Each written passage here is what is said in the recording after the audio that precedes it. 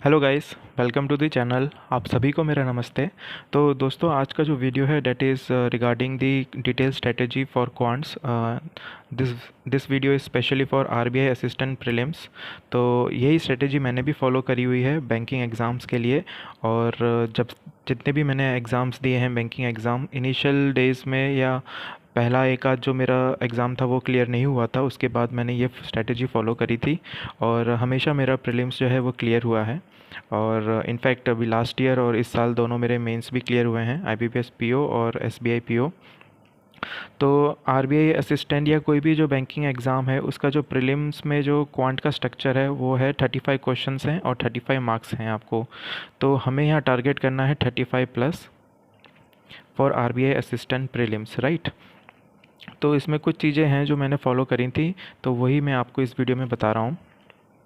देखिए, जैसे प्रीलिम्स में जो स्ट्रक्चर है हमारा क्वांट का, एक तो पहला है आपका स्पीड मैथ, ठीक है। और प्रीलिम्स में हम सबको पता है कि हमें एक तो स्पीड बढ़ानी है ना, और साथ में हमें एक्यूरेसी पे भी ध्यान देना है। बिना एक्यूरेसी के काम ख़राब हो जाएगा। और कमाल की बात है, ये दोनों इंटर डिपेंडेंट हैं, एक दूसरे पे डिपेंडेंट हैं। कभी कभी ये होता है कि स्पीड आपने बढ़ा दी है तो आपकी एक्यूरेसी बिगड़ गई है उस चक्कर में। और अगर कभी आपको एक्यूरेसी मेंटेन करनी है तो आपने देखा नहीं होगा, लेकिन कभी कभी स्पीड कम हो जाती है क्योंकि हमें करेक्ट आंसर करने हैं, तो हमारी स्पीड जो है वो थोड़ी कम हो जाती है, स्लो हो जाती है। तो इन दोनों का एक रिलेशन है, ये इंटर डिपेंडेंट है। तो स्पीड भी हमें मेंटेन करनी है और एक्यूरेसी भी मेंटेन करनी है, ताकि हमारा जो प्रीलिम है वो क्लियर हो। दोनों पे ही अच्छी पकड़ हमें बिठानी होगी, तभी हमारा प्री क्लियर होगा। अब स्पीड क्यों बढ़ानी है, हमको पता है। स्पीड अगर हमारी इंक्रीज़ होगी तो क्या होगा, हमारे नंबर ऑफ़ अटैम्प्ट्स जो हैं वो इंक्रीज़ हो जाएंगे। अगर नंबर ऑफ़ अटैम्प्ट्स इंक्रीज़ हुए तो फिर हमारे मार्क्स इंक्रीज़ हो जाएंगे, राइट। तो इसके लिए हमें क्या करना पड़ेगा, इसके लिए एक ही सोल्यूशन है। स्पीड बढ़ाने के लिए हमें कैलकुलेशन जो है हमारी वो इंक्रीज़ करनी पड़ेगी, फास्ट करनी पड़ेगी। तो उसके लिए स्पीड मैथ में हमें क्या करना पड़ेगा। देखिए, स्पीड मैथ में क्या क्या आता है पहले तो आपको पता होना चाहिए। अप्रॉक्स आएगा या सिंप्लीफिकेशन आएगा, ठीक है। 5 क्वेश्चन आएंगे इसके। या तो फिर आपके पास नंबर सीरीज़ आएगी, इसमें रॉन्ग वाली भी आ सकती है आपकी, ठीक है।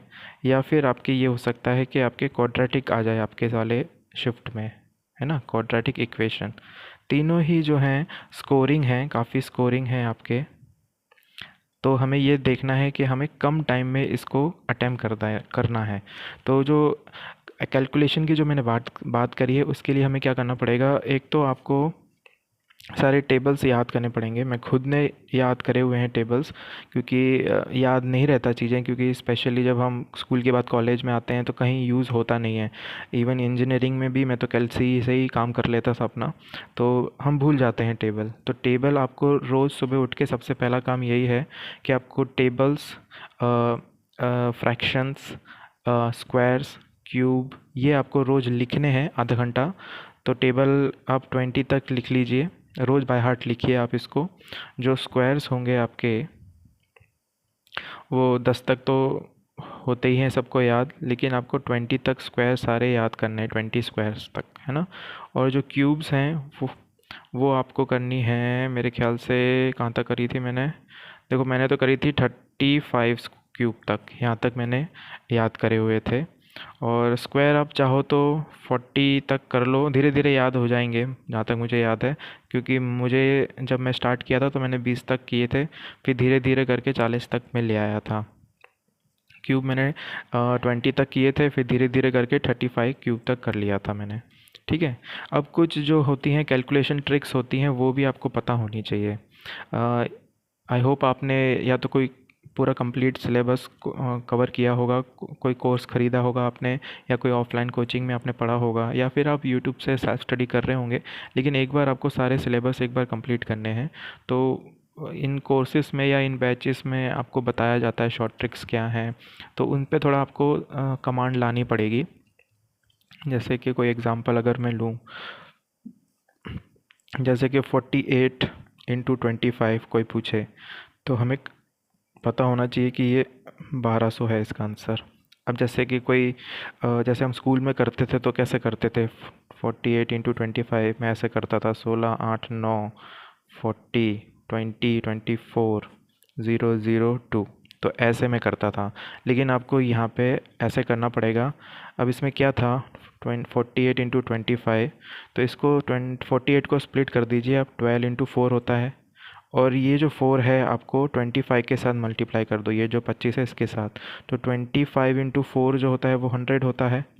तो 100 का डबल ज़ीरो लिख दीजिए और 12 को एज इट इज़ लिख दीजिए।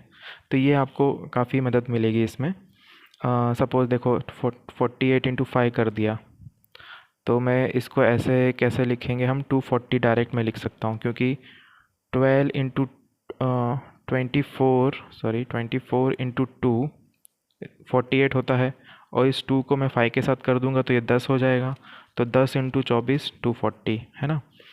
कुछ फ्रैक्शंस ऐसे होते हैं जैसे कि 5.26% बोलते हैं कि प्रॉफिट हुआ है 5.26%, तो आपको पता होना चाहिए कि इसकी जो वैल्यू है दैट इज़ 1/19। तो प्रॉफिट हुआ है तो एक बढ़ जाएगा, तो ये फ्रैक्शन क्या हो जाएगा, 20/19 है ना। तो ये चीज़ें आपको याद करनी पड़ेंगी, है ना, ये प्रैक्टिस करना पड़ेगा।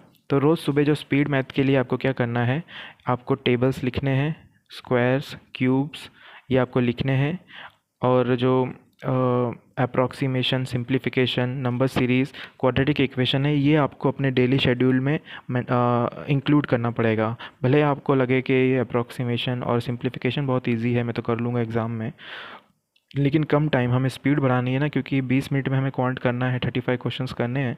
तो हम आशा यही करेंगे या कोशिश यही करेंगे कि 5 मिनट में ही हमारे ये 2 सेट हो जाएं, अप्रॉक्सीमेशन या नंबर सीरीज़, या अप्रॉक्सीमेशन या क्वाड्रेटिक इक्वेशन। ठीक है। तो ये है पहला जो कैटेगरी होगी आपकी क्वांट में, स्पीड मैथ। इसको आपको ऐसे बिल्ड करना है ताकि आपको कैलकुलेशन अच्छी हो जाए। कैलकुलेशन की स्पीड अच्छी हो जाएगी तो स्पीड बढ़ जाएगी आपकी, तो फिर आपके नंबर ऑफ़ अटैम्प्ट्स भी ज़्यादा हो जाएंगे। तो आई होप आपको ये समझ में आया होगा। फिर जो नेक्स्ट पोर्शन होगा आपका स्पीड मैथ के बाद होगा आपका डेटा इंटरप्रिटेशन, है ना। एक मिनट ये फोकस हो जाए। डेटा इंटरप्रिटेशन, अब आजकल तो क्या बैंक वाले भी बहुत चालाक हो गए हैं ना, बोलते हैं ना ज़िंदगी में टंटे लगे हुए हैं, है ना, लाइफ आसान नहीं है। तो कभी कभी कैसलेट भी आ जाता है कोई पर्टिकुलर शिफ्ट में, है ना। तो आपको दोनों की ही तैयारी करनी है। हाँ, डीआईस में देखो आपको पता ही होगा, बार टाइप होती है, लाइन ग्राफ होती है, पाई होती है, टेबल होती है। आजकल पाई में भी डबल पाई आने लग गई है ना, डबल पाई चार्ट। तो इनकी प्रैक्टिस करनी पड़ेगी। अब जो सबसे बड़ी जो प्रॉब्लम है या दुविधा है लोगों को, ये होती है डीआईस में कि हमें डेटा डिकोड करना है कि हमें डायरेक्ट ही सॉल्व करके हुए आंसर टिक करना है। देखिए मैं तो ऐसा करता हूँ, जैसे कि सपोज़ एक पाई चार्ट लिया ही है, ठीक है, और यहाँ पे कुछ डेटा दिया है, नोट दिया होगा, और यहाँ पे आपकी स्क्रीन पे क्वेश्चन दिया होगा, 4 लाइन 2 लाइन जो भी है। तो आप तो क्या करिए, पहले तो जब ये खुलेगा तो आप इसको देखिए क्या है, किस बारे में है ये डेटा, कोई स्कूल है या बॉयज़ और गर्ल्स का रेशियो दिया है या परसेंटेज दिया है, नोट में क्या लिखा हुआ है वो आप एक बार पढ़ लीजिए, है ना। फिर आप क्या करिए, क्वेश्चन पढ़िए। क्वेश्चन अगर इस सेक्शन के बारे में अकेला दे रहा है तो आप फिर क्या करिए, इसका जो डेटा है उसको नोट मत करिएगा, क्वेश्चन पढ़िए और फिर आंसर लिखिए, है ना। सिमिलरली जब नेक्स्ट करोगे, अब दूसरा क्वेश्चन आया कुछ इस पोर्शन की बात कर रहा है, तो फिर आपको क्वेश्चन पढ़ना है और इसका यहाँ का डेटा आपको यूज़ करके आपको कैलकुलेशन अपना करना है और आंसर टिक करना है। तो कभी कभी आपको ये ऐसे क्वेश्चंस मिलेंगे आपको जो सिर्फ पूरा ये डिटेल लिखने की ज़रूरत नहीं पड़ेगी, और कभी कभी डीआई ऐसी होंगी कि आपको पूरा एक डिकोड करना पड़ेगा, एक टेबल बनानी पड़ेगी, है ना। कभी कभी ये होता है जैसे कि उसने बोल दिया कि सीपी ये है फलाना फलाना, अब क्वेश्चन में ही दिया हुआ है कि अब आपको प्रॉफिट ढूंढना है, तो बट ऑब्वियस है कि आपको सेलिंग प्राइस चाहिए होगा प्रॉफिट ढूंढने के लिए। तो आपको पता है कि आने वाले जो 5 क्वेश्चन होंगे उसमें सीपी हमें ढूंढना ही पड़ेगा। तब आप क्या करिए कि डेटा देख के सीपी सबका लिख ही दीजिए, क्योंकि प्रॉफिट बिना सीपी के आ नहीं सकता। तो ये आपको जज करना पड़ेगा, और ये कब होगा, जब आप रोज़ 2 डीआई के सेट लगाएंगे, प्रैक्टिस करेंगे, तब आपको पता है दिमाग में चमकने लगेगा कि अच्छा इसका डेटा मैं लिखूं कि नहीं लिखूं, या क्वेश्चन पढ़ के लिखूं। ठीक है, तो वो आइडिया आपको लगेगा। ठीक है, ये स्ट्रेटेजी जो मैंने फॉलो करी है जिससे मेरे प्रीलिम्स क्लियर हुए हैं, देखिए फर्स्ट वीक में आपको इतना असर असर नहीं मिलेगा, रिजल्ट नहीं मिलेगा, लेकिन जब सेकेंड वीक ख़त्म होने वाला होगा तब आपको पता चलेगा कि आपका कैलकुलेशन काफ़ी इंक्रीज़ हो गया है, स्पीड अच्छी हो गई है, और आपको एक कॉन्फिडेंस सा आएगा क्वांट में भी कि हाँ चलो भाई 25+ तो मेरे अभी हो रहे हैं, तो और प्रैक्टिस करूँगा तो मैं 30+ ले आऊँगा, अटैम्प्ट हो जाएंगे, है ना। तो 2 हफ्ते आप इस स्ट्रैटेजी को दीजिएगा, आपको डेफिनेटली फ्रूटफुल रिजल्ट मिलेगा। ठीक है। अब दूसरी चीज़ क्या है, डीआई हो गया, कैसलेट। कैसलेट को आप देखिएगा, या तो वो कैसलेट 2 टाइप की आएंगी, या तो वो कैसलेट में जो पैराग्राफ होगा 5-6 लाइन का पैराग्राफ देते हैं, वो पैराग्राफ वो पढ़ के आपको एक तो 2 केस बन सकते हैं, या तो वो आपको टेबल बनानी पड़ जाए, है ना, टेबल बनाने को बोल दे कि ये टेबल आपको भरनी है, फिर आपको इसके 5 क्वेश्चन करने हैं, या फिर क्या होगा, वेन डायग्राम बनवा सकता है। ठीक है, तो आप ये करिएगा, इसमें कन्फ्यूजन हो जाता है क्योंकि पूरा पैराग्राफ करके आपको डेटा डिकोड करके फिर आपको अपनी टेबल बनानी है, या फिर वेन डायग्राम बनाना पड़ेगा। तो इसमें क्या चांसेस होते हैं कि गलत हो जाएं आपके, तो हमेशा कैसलेट को हमेशा आप क्या करिए, लास्ट के लिए रखिए, है ना। तो आपका जो सीक्वेंस क्या होगा अटेम्प्ट करने का, first of all you will attempt speed maths, then you will attempt DIs, then you will attempt arithmetic, easy question जो होंगे, फिर अगर टाइम बचा और ये हो गया है complete, then you will attempt caselet, अगर आई है तो। अगर कैसलेट नहीं आई है तो 2 DI का सेट पूछा जाएगा, और अगर एक DI है तो बट ऑब्वियस है कि कैसलेट एक दे देगा वो वहाँ पे। ठीक है। अब ये आपको नंबर सीरीज़ में भी कुछ जो पैटर्न्स हैं, जैसे सबको पता है कि एक तो डिफरेंस देखना होता है हमें, या डबल डिफरेंस देखना होता है। तो जब आप ये रोज़ रेगुलर प्रैक्टिस करोगे, अपने जो डेली टारगेट आप बनाओगे उसमें जब बहुत सारे n numbers of number series आप प्रैक्टिस करोगे तो आपको और कॉन्सेप्ट पता चलेंगे, है ना। जैसे कि अभी जब मैं तैयारी करता था, प्रैक्टिस करता था, तो मुझे इतना ही पता था कि या तो डिफरेंस होगा, अल्टरनेट सीरीज़ होगी, या डबल डिफरेंस हो सकता है, या कुछ 2 से मल्टीप्लाई किया है हर नंबर में, या डिवाइड किया हुआ है। ये नॉर्मल जो कॉमन पैटर्न है, कभी कभी इवन नंबर्स के गैप होता है, या प्राइम नंबर्स का गैप होता है, या सिंगल डिजिट रिपीट हो रहा है। लेकिन मैंने जब प्रैक्टिस करता रहा तो मुझे काफ़ी चीज़ें, मैंने और कॉन्सेप्ट भी देखे कि भाई ये ज़ीरो है, मतलब यहाँ 1 है डिफरेंस, यहाँ 1 है, यहाँ 2 है, यहाँ 6 है। तो मुझे बाद में पता चला कि भैया ये तो 0 फैक्टोरियल है, ये 1 फैक्टोरियल है, दिस इज़ 2 फैक्टोरियल, 3 फैक्टोरियल। तो ये भी एक कॉन्सेप्ट है। तो ये आप डेली प्रैक्टिस करते रहोगे तब आपको आइडिया लगेगा और दिमाग खुलेगा कि अच्छा ये कॉन्सेप्ट भी लगा सकते थे नंबर सीरीज़ में, है ना। तो आपको ये प्रैक्टिस करनी पड़ेगी, प्रैक्टिस के टच में रहोगे तभी आपका नैया पार लगेगी, नहीं तो बड़ा मुश्किल है ना, स्पेशली क्वांट में। तो ये था सेकंड पोर्शन डीआई का।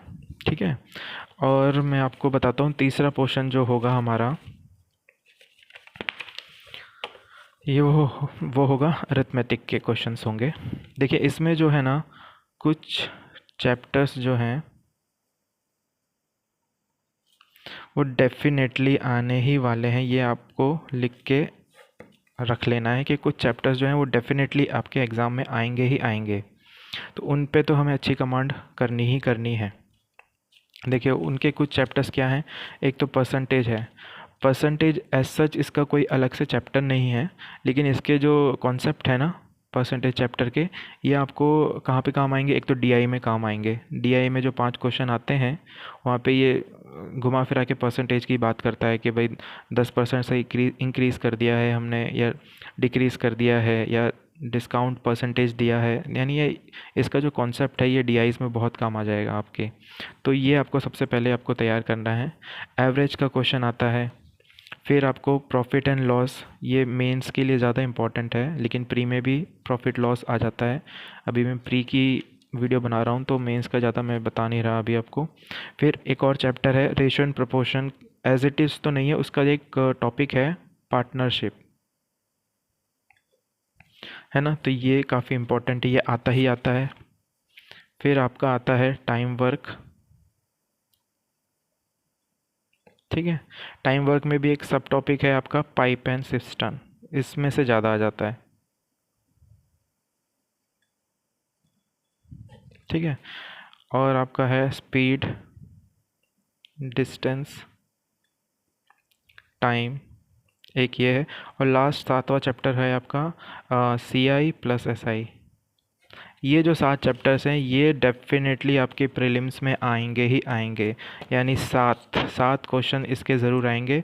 और अगर कभी कभी 2 भी आ जाते हैं, जैसे कि एवरेज के 2 क्वेश्चन आ गए, पार्टनरशिप के 2 आ गए, है ना। सी आई एस आई के मोस्टली एक आता है और ज़्यादा चांसेस होते हैं। अगर सेट आपका इजी है तो ये आ जाएगा, इन दोनों का रेशियो दे दिया जाएगा कि भाई सी आई एंड एस आई का रेशियो फॉर 2 ईयर्स इतना है, फॉर 3 ईयर्स इतना है ना। और एक सिंगल सी आई का भी आ जाता है।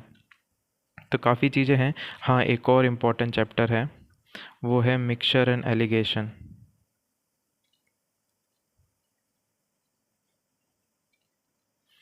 ठीक है, ये भी इम्पोर्टेंट है। तो इन पे आप पहले फोकस करिएगा। ये जो चैप्टर्स हैं 8 चैप्टर्स, ये आपको कमांड बनाने हैं। अब कैसे आपको प्रैक्टिस करनी है, अगर आप बिगनर हैं, क्या हमें फॉलो करना है सोर्स, तो वो मैं आपको बताता हूँ। ठीक है। तो ये कुछ डेफिनेटली चैप्टर्स हैं जो आने ही आने हैं। तो सीक्वेंस में एक बार आपको बता देता हूँ। आपको पहले स्पीड मैथ करनी है आपको, जिसमें आप मैंने बता ही दिया, अप्रॉक्स होगी, सिंप्लीफिकेशन होगा, है ना, क्वाड्रेटिक होगा। ठीक है। फिर आपको करना है डी आईज। ठीक है, 2 डी आई होंगी मोस्ट प्रोबेबली, तो इसकी प्रैक्टिस करनी पड़ेगी। फिर आपको अरिथमेटिक करना है। अरिथमेटिक लास्ट में इसलिए क्योंकि एक तो वर्ड प्रॉब्लम भी बोलते हैं इसको हम, क्योंकि वर्ड की तरह, एक पैराग्राफ की तरह तो एक इसका क्वेश्चन होता है। और मैंने ये नोट किया है कि जब इसको सॉल्व करते हैं अरिथमेटिक को, तो it takes more than 1 minute. और जबकि डी आईज और स्पीड मैथ के जो क्वेश्चंस हैं, अप्रॉक्स है या क्वाड्रेटिक इक्वेशन है, इट टेक्स 30 to 40 सेकेंड्स, है ना। और कभी बहुत ईजी आ जाता है तो 10 सेकेंड, है ना, 15 सेकेंड में भी हो जाता है। लेकिन जो अरिथमेटिक के क्वेश्चंस हैं नॉर्मली, और या फिर मैं बोलूँ mostly, it takes more than 1 minute. तो जो 15 क्वेश्चन या 10 क्वेश्चन होंगे आपके सेट में, तो 15 मिनट यहीं लग जाएंगे, तो बड़ा दिक्कत हो जाएगी। तो सबसे पहले आपको इनको खींचना है ना। अब मैं आपको बताता हूँ कौन कौन से सोर्स हमें फॉलो करने हैं।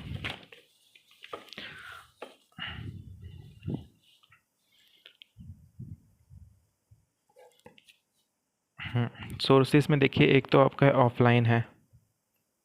ऑफलाइन मतलब मैं कुछ ज़्यादा ही टेक्निकल लिख रहा हूँ। ऑफलाइन का कहने का मतलब है बुक्स, है ना।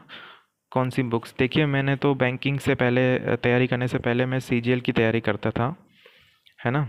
तो वो उसमें मैंने दो दो बारी मैंने टायर 3 तक दे दिया था। और मतलब pre mains and tier 3 descriptive भी कर दिया, लेकिन ओवरऑल मेरा सिलेक्शन नहीं हुआ था।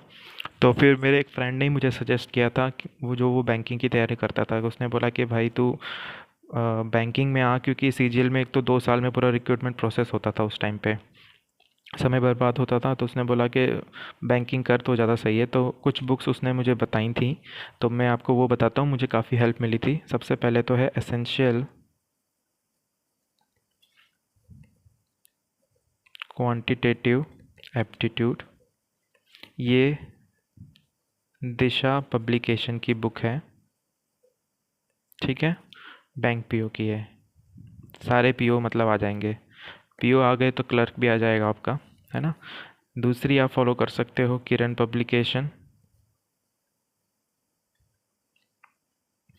किरण में मैंने देखा है कि टाइप वाइज दिए हुए हैं क्वेश्चन, है ना। तो बिल्कुल ही जो बिगनर्स हैं उनके लिए ज़्यादा अच्छा है कि पता चले कि भाई एक इस पर्टिकुलर चैप्टर में इतने टाइप के क्वेश्चंस हैं, है ना। तो उनके लिए है। इनके सॉल्यूशन मत देखिएगा, सॉल्यूशन आप खुद अपने हिसाब से करिएगा। ये किरण की बात कर रहा हूँ मैं। तो एक किरण पब्लिकेशन, इसका भी बैंक पीओ वाली बुक।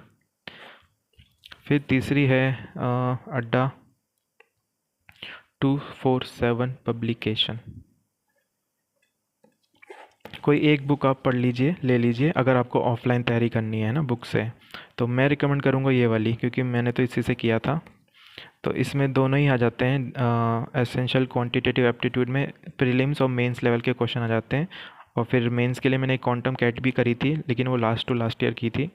तो उससे ज़्यादा फिर मुझे ऑनलाइन में ही काफ़ी मटेरियल मिल गया था मेंस के लिए, तो फिर मैंने वो कैट की मैंने फिर दोबारा रिवाइज़ नहीं करी थी। लेकिन ये अच्छी है बुक, एसेंशियल क्वांटिटेटिव एप्टीट्यूड, दिशा पब्लिकेशन की है। एक बार आप देखिएगा, मेरे कहने पे मुझे बेनिफिट मिला था, तो आई होप कि आपको भी मिलेगा इससे। ठीक है, तो ये ऑफलाइन मेथड के लिए है। ऑनलाइन के लिए मैं बताता हूँ आपको। देखिए, ऑनलाइन अगर आपने कोई बैच ले रखा है जहाँ पे आपको फैकल्टी वीडियो लेक्चर्स ले रही है, तो वो भैया तो पीडीएफ देंगे ही आपको, है ना।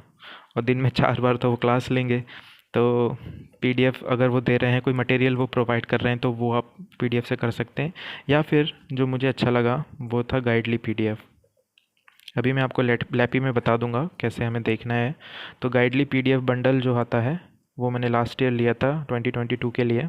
तो मैं उसमें डेली आपको एग्ज़ाम वाइज पीडीएफ दी हुई है। अगर आपको एसबीआई पीओ की चाहिए, आरबीआई असिस्टेंट का पीडीएफ चाहिए, तो वो भी आपको मिल जाएगा। तो मैं अभी आपको लैपटॉप पे दिखा दूंगा। तो ऑनलाइन आप यहाँ से कर सकते हैं, ठीक है। अब है आपका डेली शेड्यूल क्या होना चाहिए। ठीक है, जो मैं फॉलो करता था, सुबह उठते ही सबसे पहला मेरा काम होता था स्पीड मैथ। तो मैं क्या करता था, टेबल्स लिखता था, स्क्वायर्स लिखता था, फिर मैं लिखता था क्यूब्स, फ्रैक्शंस, है ना, इतनी चीज़ें मैं लिखता था। फिर जो मैं मॉक देता था ना, मॉक दिया जैसे कि 30, मॉक में कोई वर्ड प्रॉब्लम है या कोई डीआई में ऐसे परसेंटेज दिया हुआ है 13.33% इंक्रीज़। फिर मैंने कभी 2-3 दिन बाद फिर से कोई दूसरा मॉक दिया, उसमें भी मैंने ये फ्रैक्शन वैल्यू देखी, सॉरी फ्रैक्शन वैल्यू नहीं, परसेंटेज वैल्यू देखी। तो मैं क्या करता था, एक नोटबुक में लिख लेता था कि 13.33, जैसे मुझे अभी याद है कि ये 2/15 होता है ना। तो आगे एग्ज़ाम में ऐसे ही आएंगे, क्योंकि एकदम सिंपल सिंपल नहीं आएंगे कि 20% इंक्रीज़ हुआ या 40% डिक्रीज़ हुआ, नहीं। आजकल वो, मैं बोल रहा हूँ ना, ज़िंदगी झंड हो रखी है आजकल, बहुत कंपटीशन है। तो जो क्वेश्चंस का लेवल है वो भी टफ़ कर दिया है। और टफ़ कैसे करते हैं, ये वैल्यूज अटपटी दे के। तो मैंने मॉक से भी देखा है कि ये काफ़ी वैल्यूज़ ऐसी हैं जो रिपीट होती रहती हैं। तो 2/15 होता है, मैंने रट रट लिया है इसको। तो आपको स्पीड मैथ करना है, टेबल्स, स्क्वायर, क्यूब्स, फ्रैक्शंस, और ये कुछ फ्रैक्शन आपने अपनी नोटबुक में लिखते जाओ। तो वो रोज़ सुबह उठ के आपको ये याद करना है लिख के, ठीक है। फिर आपको क्या देना है, कॉन्ट अगर आपका वीक है तो एक सेक्शनल मॉक दीजिएगा। लेकिन मॉक कौन सा दोगे आप, सेक्शनल पीओ लेवल का, ठीक है। क्लर्क लेवल की देने की ज़रूरत नहीं है, पीओ लेवल का दीजिए आप, ठीक है। फिर आप क्या करिए, एक कंप्लीट फुल मॉक, ठीक है, एक complete full mock of RBI assistant जिसकी तैयारी कर रहे हो उसका मॉक देना ज़रूरी है एक, ठीक है। अब मैं आपको बताता हूँ कौन कौन से मॉक हमें यूज़ करने चाहिए।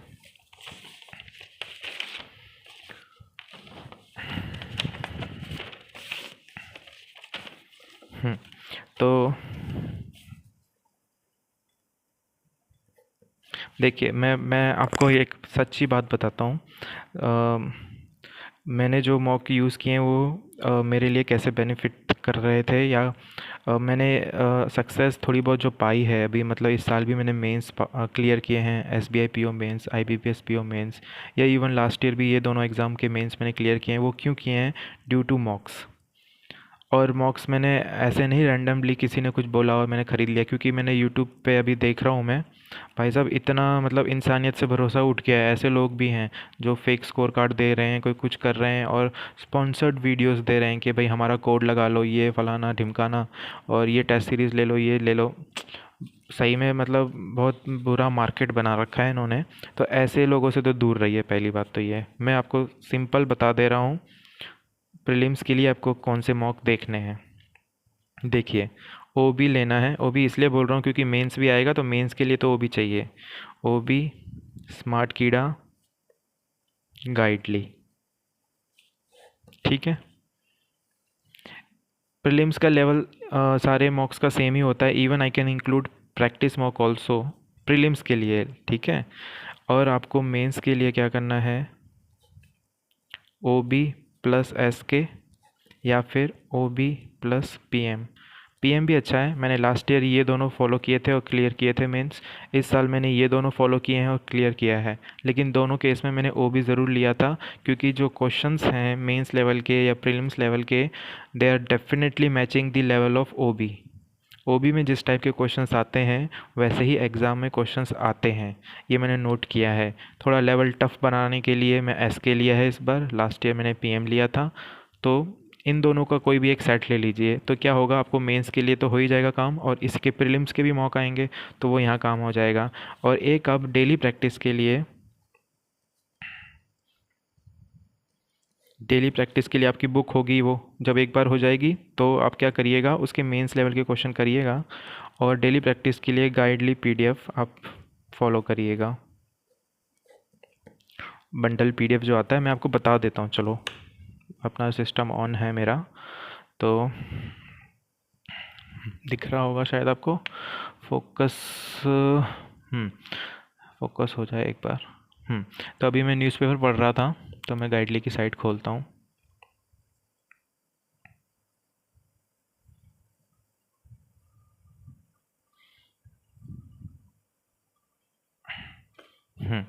तो इस पे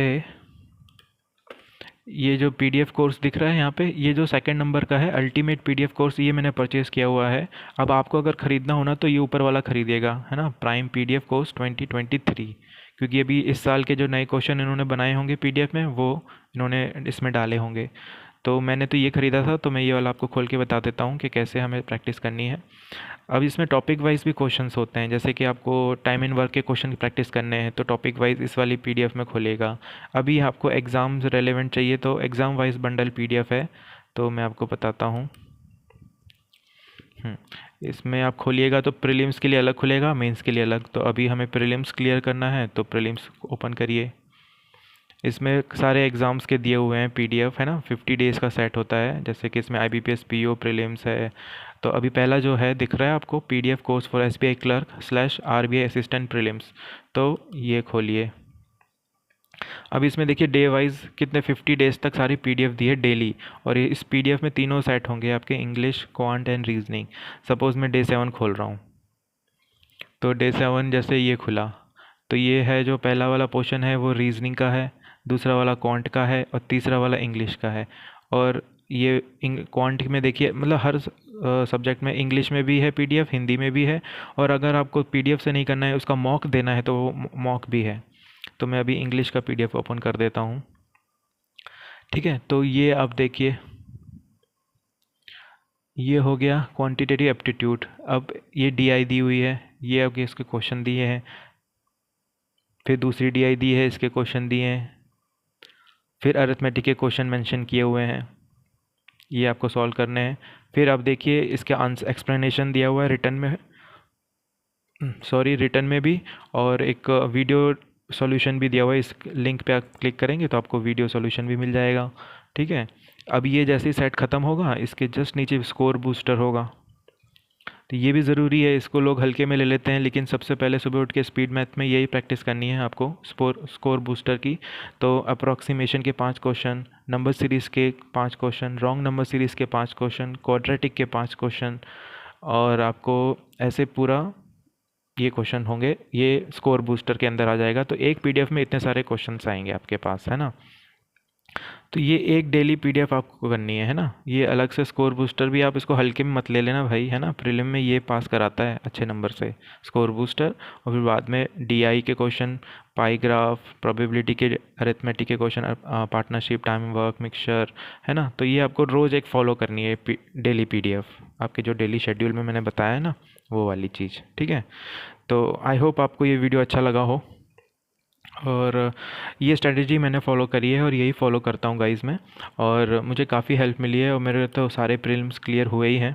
तो आप ये क्या करिए, मेरे कहने पे एक बार ट्राई करके देखिए, और 2 हफ्ते ट्राई करिए, आपको सेकेंड वीक के एंड तक आपको रिज़ल्ट पता चल जाएगा कि हाँ मेरी स्पीड बढ़ रही है, कैलकुलेशन बढ़ रहा है। तो स्पीड बढ़ रही है तो आपके नंबर ऑफ़ अटैम्प्ट्स बढ़ रहे हैं, और नंबर ऑफ़ अटैम्प्ट्स बढ़ रहे हैं तो आपके मार्क्स अच्छे आ रहे हैं, ज़्यादा मार्क्स इंक्रीज़ हो रहे हैं। तो ये था एक छोटा सा video regarding detail strategy for quants RBI assistant prelims. I hope आपको ये वीडियो अच्छा लगा हो, and if so please do like the video and if possible do subscribe my channel. हो सके तो मेरे चैनल को ज़रूर सब्सक्राइब करिएगा, और मिलते हैं अगले वीडियो में। Till then keep studying. Thanks for watching. Bye bye.